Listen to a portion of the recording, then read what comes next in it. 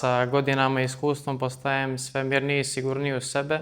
Prije sam na to gledao, razmišljao sam više o rezultatu na samom takmičenju, kako ću proći, dok sad više se fokusiram na sami proces spremanja za takmičenje.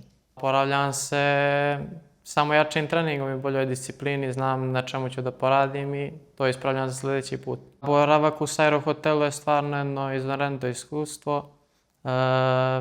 Uslovi za trening, oporavak i priprema za samo takmičenje, sve na vrhunskom nivou i ovo stvarno pomaže sportisti jer je potpuno fokusiran samo na trening i oporavak.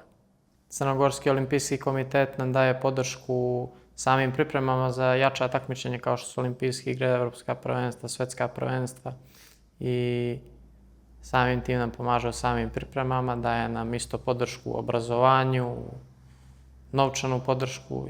Pa do Los Angelesa ima još dosta, imamo da prođemo još dosta turnira, dosta pripremnih faza i ako Bog da, isplatit će se. Pa odlazak na olimpijske igre je stvarno ostvarenje snova i sportista za to radi mnogo godina i predstavljanje svoje države na najvećoj mogućoj sportskoj sceni je velika čast i velika odgovornost. Više volim da treniram u grupi zbog društva koji je oko mene, s kojima se naravno posle treninga ili prije treninga šalimo, pričamo i tako.